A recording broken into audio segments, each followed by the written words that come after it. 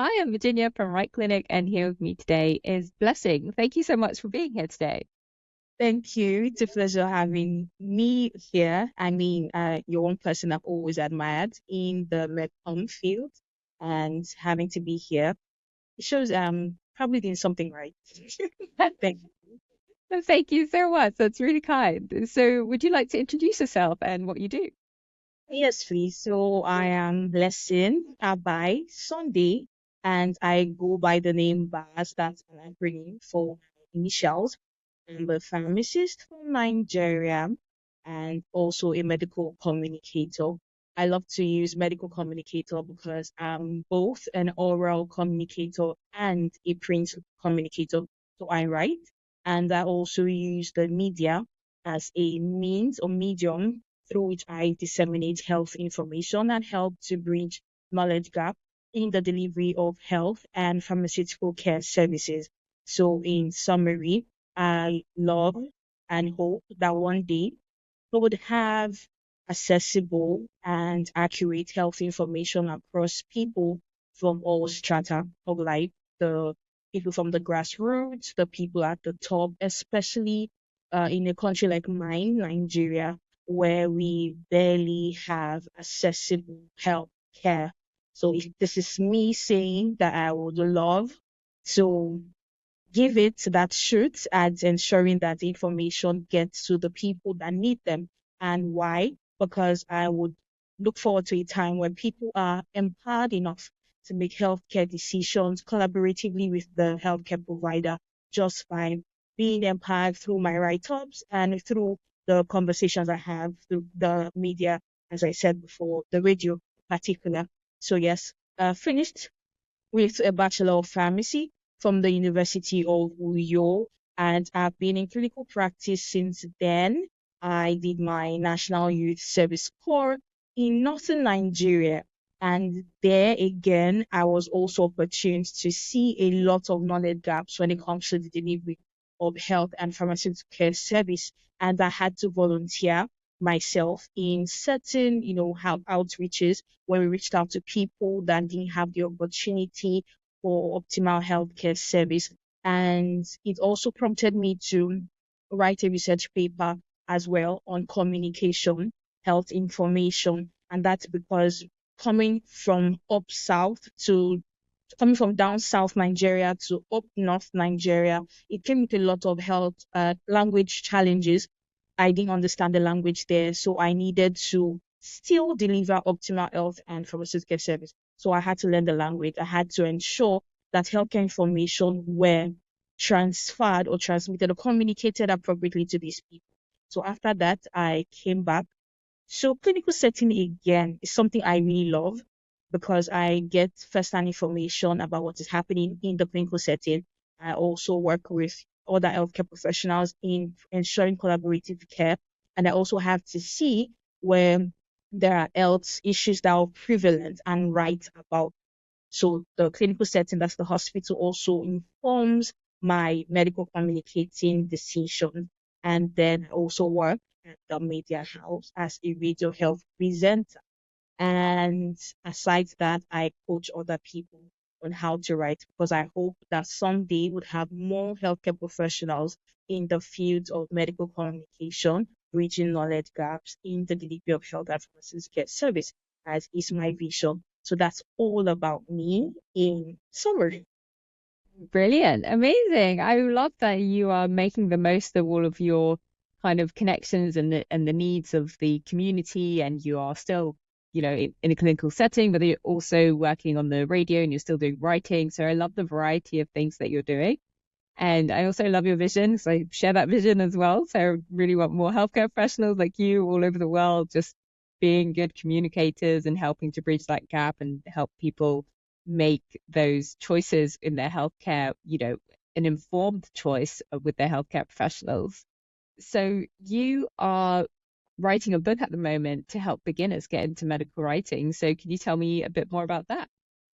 Yes. So when I started with the medical communication, medical information dissemination movement, I started on LinkedIn I used to write prior when I was an undergraduate. My 200 level, I wrote, but not about health information. I just love to write. Somebody picked interest in me, a senior colleague, and told me to write for our blog. So that was how I started writing health information. Then from that, I graduated to writing scientific papers, of which I had about 15 published scientific papers in reputable journals. And then that was how it started. Towards my final year, I realized that most uh, health students, most medical students, most pharmacy students struggle with communicating what they knew about health issues, about disease conditions, about pharmacological approaches. And that was when I started having to tutor other people on how to write, because I also was learning how to write. So I took some courses, and then on Coursera and Udemy, I had to volunteer. And from having to volunteer, I realized that most of the questions I get is asked a lot is from people. How do I start? How do I begin? How do I put what I know into writing? It's one thing to know, it's one thing to also communicate effectively. I mean, for those that are medical writers, those that are health writers, our audiences are the learned and the people that are not learned. So having to have that ability to communicate to both those that have the medical knowledge and those that do not have the medical knowledge was something that most persons came to me to ask questions about. So that was how it dawned on me that, okay, I think we do not have enough materials to help these people in my part of the world, in Nigeria to be specific. So that was what birthed the passion to have a book that would now encompass or have all of this in play: how to start as a beginner, how to make your first draft, your pre-writing process, your writing process, your post-writing process, how to even start, how to conceive, brainstorm an idea, how to know that, okay, this is worth writing about, how to know what people are asking for when it comes to healthcare conditions. Search engine optimization came into play there. Also threw in a bit of having to, develop your topic and ensure that they go through the process of vetting and all of that. So the the bridge or the gap I saw in the questions people asked me birthed the book. So people asked, instead of me having to respond to 20 DMs about how do I get started as a writer, and they help me, oh, I would love to write. I have passion in probably geriatrics. I have passion in pediatrics. I had passion in diabetes, chronic illnesses, infectious diseases. How do I start? So the time I would consume in communicating that information to 1, 2, 3, 20%, I just said, okay, you know what? Let me have this wrapped up in a book. So that was how the book came. So the book is me having to kill many birds with a stone. Yes. Brilliant. Fantastic. So what would be your kind of two top tips for people who want to get into medical writing? The first one, I love to talk about purpose a lot. I love to talk about purpose a lot. I love to believe that people are not born without any specific thing they're supposed to do. The people who call trailblazers are people that have been able to identify certain paths that have not been told by others, and then now leave trails on them. So people follow the trails they've left. So that is it. So for every time you think, I think I would love to communicate this in this aspect of medicine, this aspect of health, this aspect of pharmacy. You should understand first that there is a purpose, there is a reason, there's something that had come up as a concern for you. For myself, I said it already, the inability for people to get accurate and accessible information birthed mine. So that's a purpose. So you should be able to find out why exactly do I want to be in the field of medical communications? Because some persons will tell you, oh, I need a job or a career that can give me money. For now, I've not had to make money in that sense of it out of medical communications. That's always just been the fulfillment that comes with knowing that people read my article, people read my write up. I'm able to help people, I'm able to train other people. So you should be able to understand why first. Why do I want to be a medical communicator? Is there a need in my local community? Is there a need in my country? Do we have falsified data when it comes to the statistics that are out there regarding this particular health condition?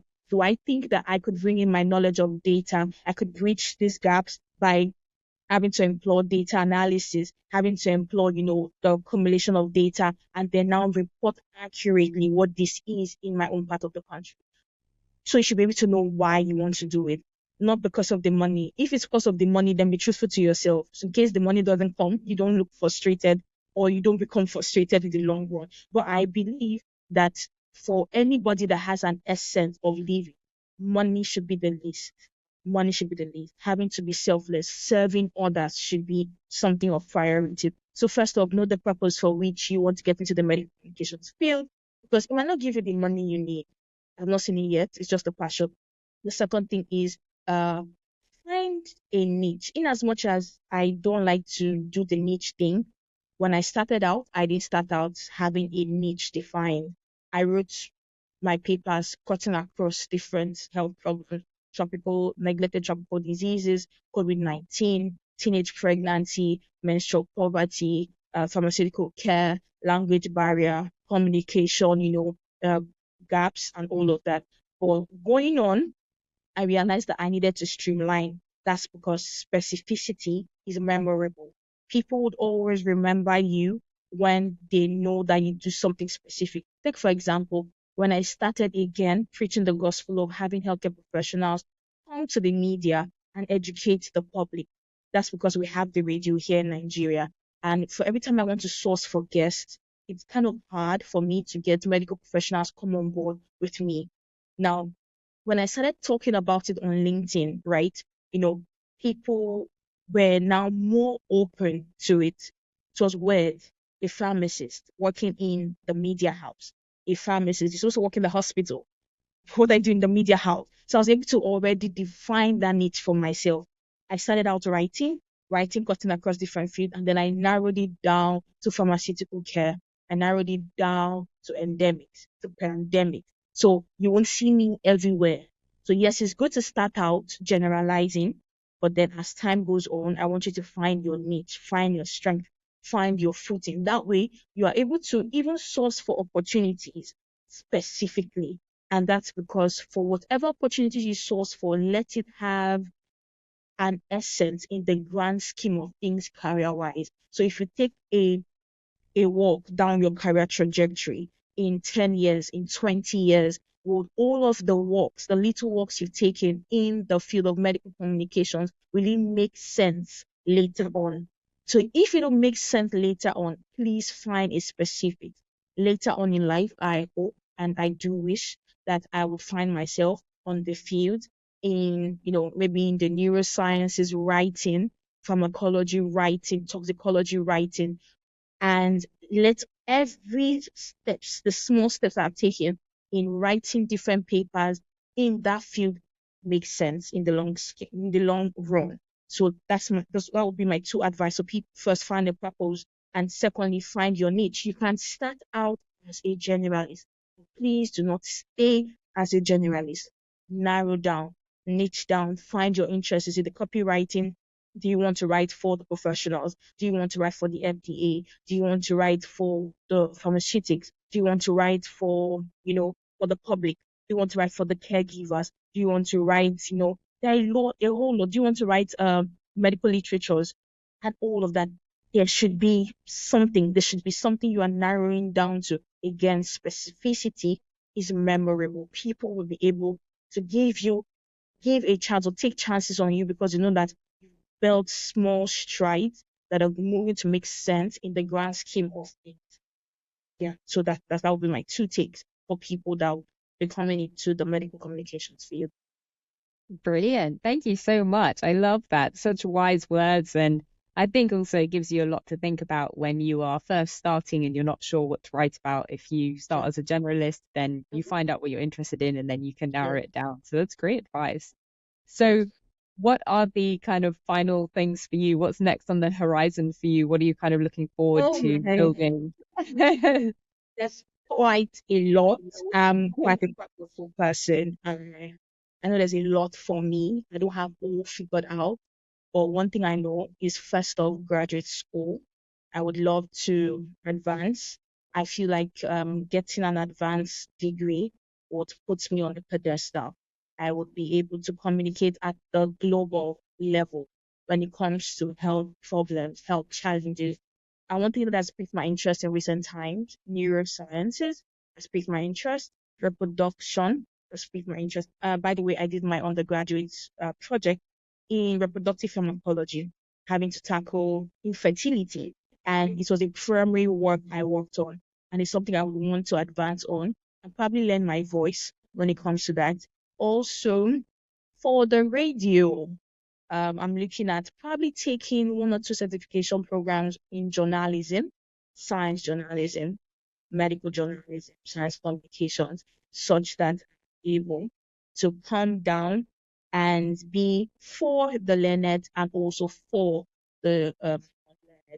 Yeah.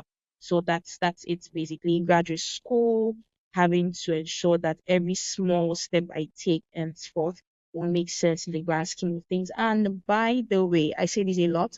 I also look forward to becoming a lecturer someday. I would love to teach.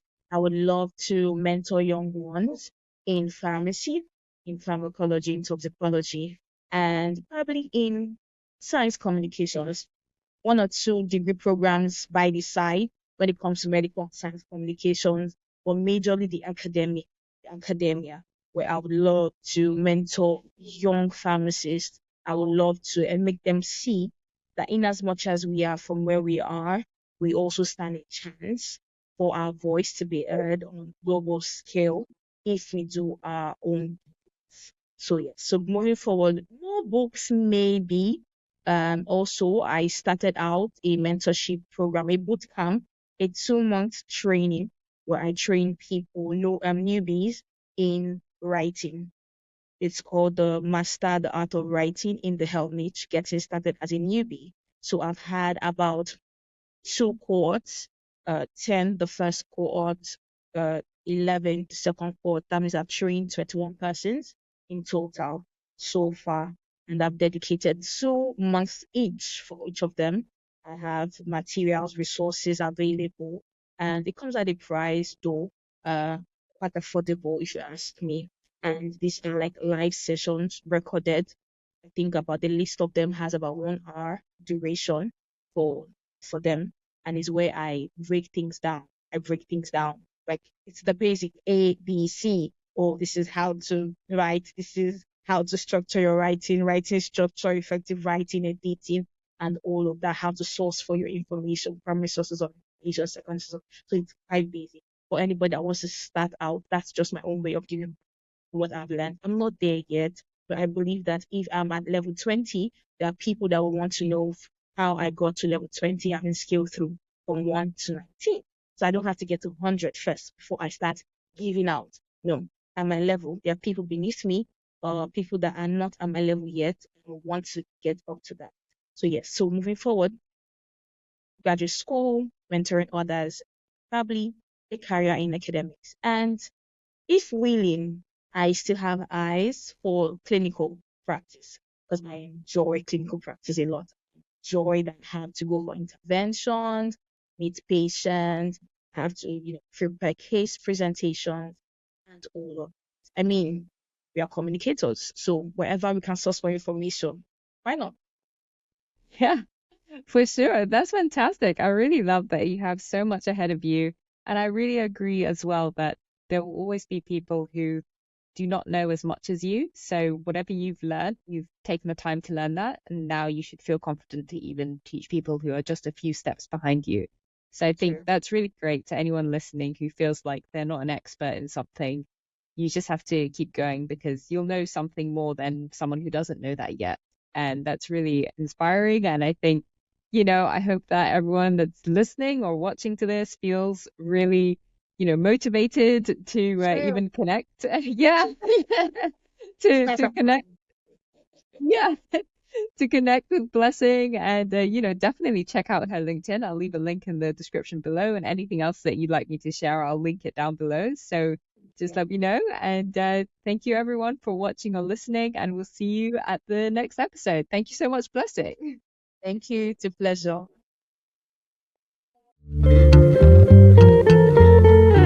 I'm really interested in you getting into radio. So is radio one of the big channels that people use to get information from where you are? Yes, yes, yes, it is. It is. I mean, almost every home owns a radio. Well, not every home owns like a smartphone. So how people are able to access health information. In fact, we had one a wider audience, listeners on the radio, and it's so fun because we also do this health information in our local dialect. So in as much as I'm speaking it in English, I am rest assured that we have our local dialects. We are communicating also in our local dialect. So I've been able to, demystify certain health conditions because I've been able to connect to the grassroots. I mean, I've had to work in the community pharmacy at some point in my life, and I've seen the ignorance with certain health conditions. The people that do not know that certain non-communicable diseases are actually non-communicable, the stigmatization that comes with having to think that almost every health problem is communicable, and the fact that people are segregated because of certain or lack of knowledge. So having to talk about certain sensitive health information, I've had to speak on measles, I've had to speak on smallpox. There's recently an outbreak of mpox here in Nigeria.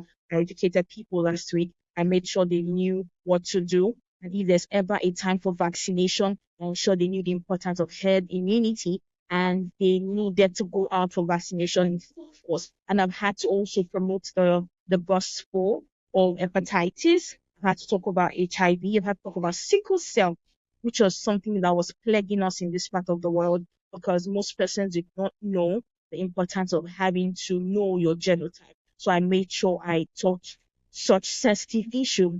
In fact, it was even so good that I had to talk about sexual shame because we barely talked about, sexual health. Sexual health and reproductive health is like something that's shushed. We barely talk about it. It's like, oh, keep your voice down, it's bad. And I had to throw more light. And one of the most inspiring things for me was when I had that session, my parents were listening to me. And I felt so proud because I made them understand that, hey, daddy, hey, mommy, you need to have these conversations with me. But now I'm telling you, I know them and I'm having to educate other people because I'm a healthcare professional.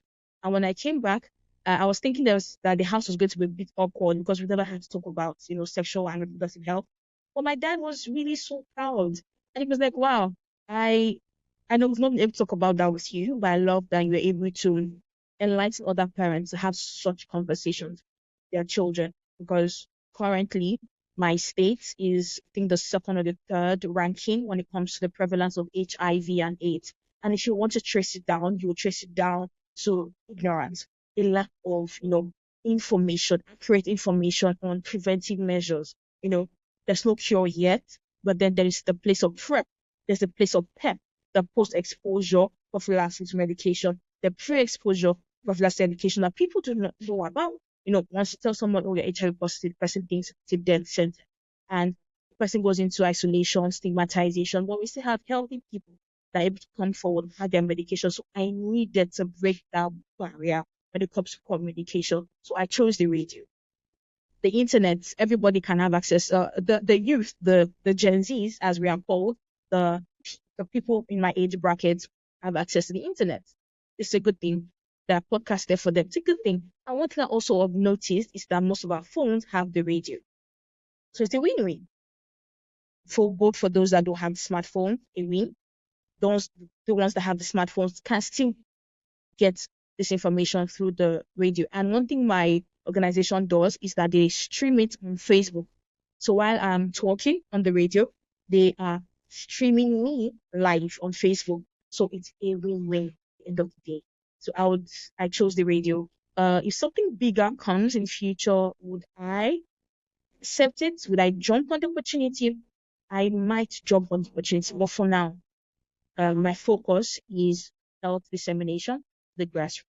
That way, starting locally can create a change globally, you know. Yeah. Brilliant. I love that. Starting locally, we can make a change globally. That is brilliant. Well, thank you so much for all the work that you do and all of the health awareness. And it all starts with information. So I love that, if you really get down to it, it comes down to people just not knowing. So I love the, the learned and the unlearned groups that you mentioned. And it's so important to have a awareness of how people get their information. So if they're not getting leaflets, how are they getting it? So if it's through radio, then be on radio. If it's through podcasts in their phone, then also be on their phone. So it's great that you can be on both, and also you're making use of live streaming as well on Facebook, which is really helpful. So you know that people have access to something, then that's how you should be disseminating that information. Thank you so much. Super inspirational and really eye-opening. So you're doing fantastic work. Thank you. Thank you so much. Thank you.